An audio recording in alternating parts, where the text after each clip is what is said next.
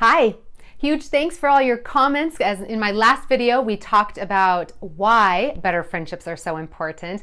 And we talked about the physical health, the emotional health, and the mental health that comes from better friendships. In fact, I wanted to share a quote with you from Dr. Dean Ornish in his book, Love and Survival. He says, "I am not aware of any other factor in medicine, not diet, not smoking, not exercise, not stress, not genetics, not drugs, not surgery, that has a greater impact on our quality of life, incidence of illness, and premature death from all causes," in talking about the value of intimacy and relationship and connection and love in our lives. Isn't that amazing? The research now being done on the impact of our sense of community, our sense of connectedness is so important. And research is showing that if you count our close family members, only about 50% of us can actually say that we feel like we have one person to confide in.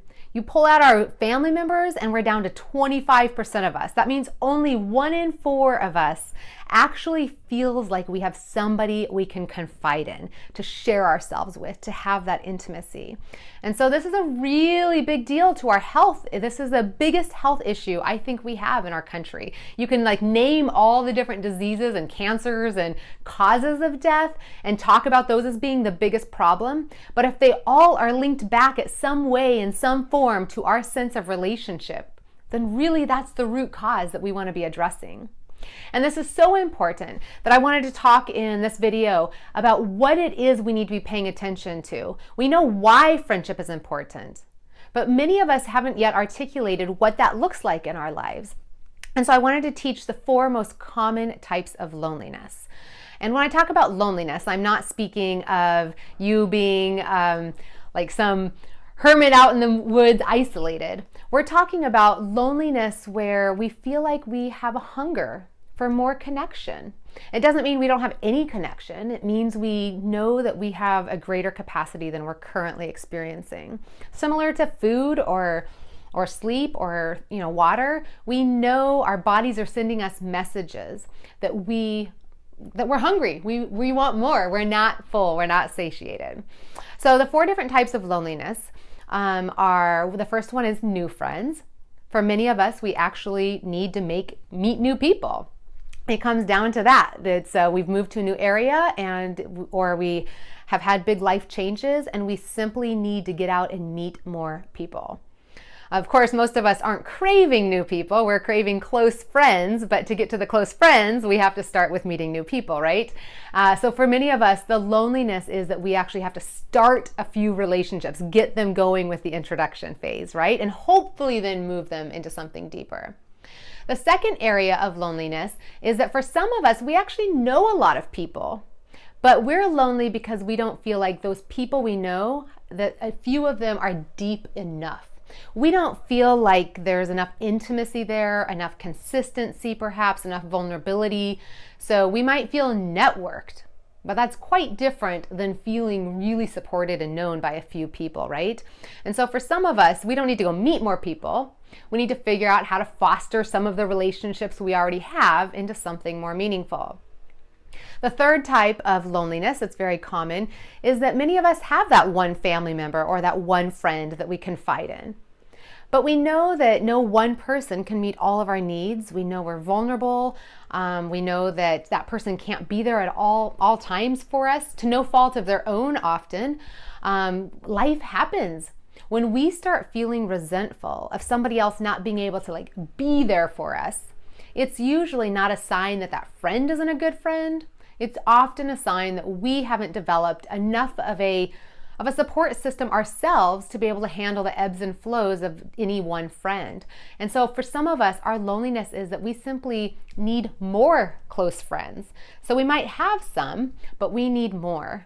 And so, of course, we have to kind of go back and figure out who we know, if we can move some of those people deeper into our lives and not compare them to the one best friend we have, but let it be something different and trust that over time we can foster something meaningful with more people.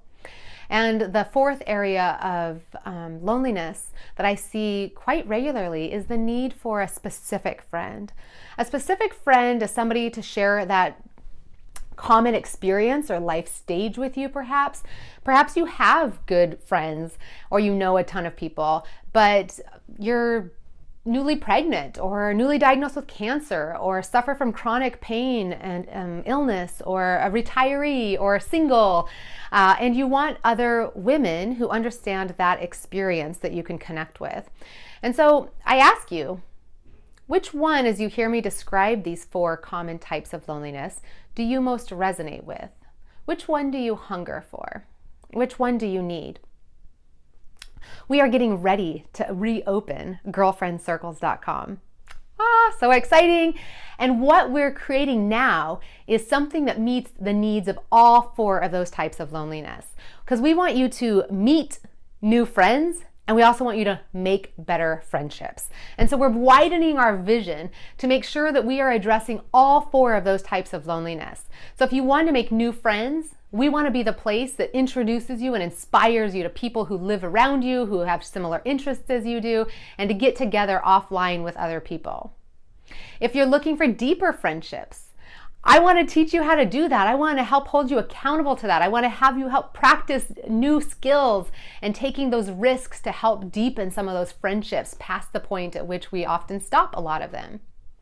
If you're craving more friends, I want to be able to teach you how to hold and maintain some of your close friends that you already have, and figure out how to make those new friends, and figure out how to foster and receive and appreciate what each friend does in different ways, and to figure out how to nurture all those different relationships.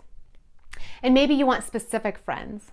We are wanting to create a hub for women to share deeper with other women who share that common experience. So we want to introduce you to other women who have that specific need across this country to be a part of meaningful conversations with you and deeper sharing.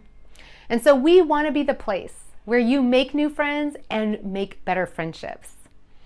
I know many of us feel, I don't know, like, well, I can do it alone, and yes, maybe you can.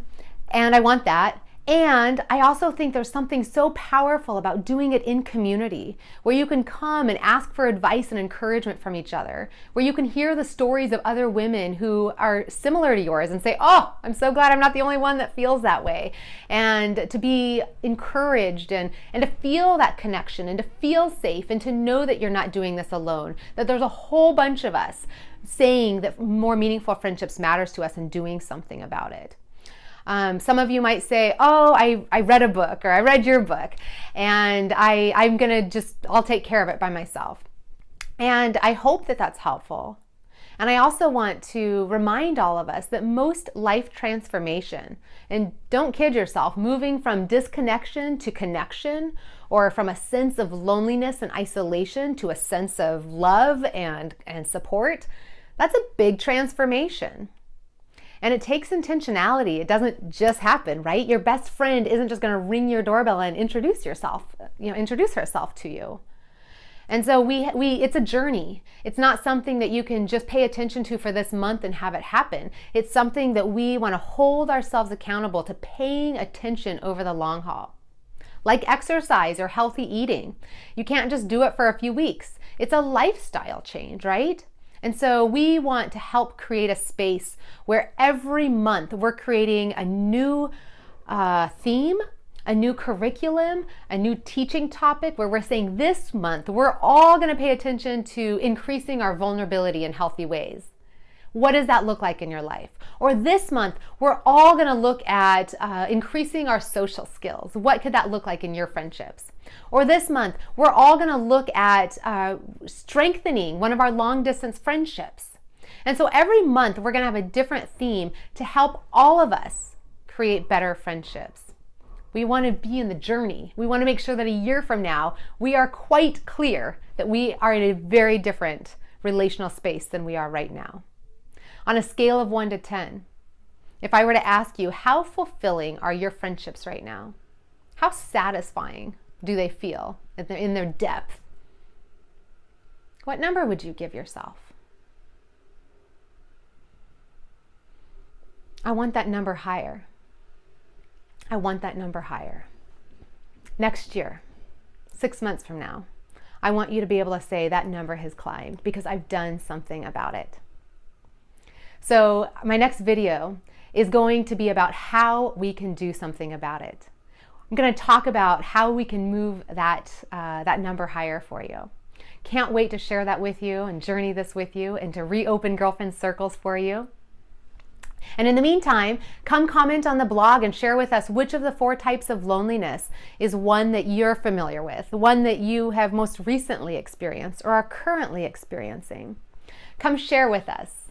Let us learn from each other and inspire each other. That's what it's all about. We're not in it alone. We're in it together.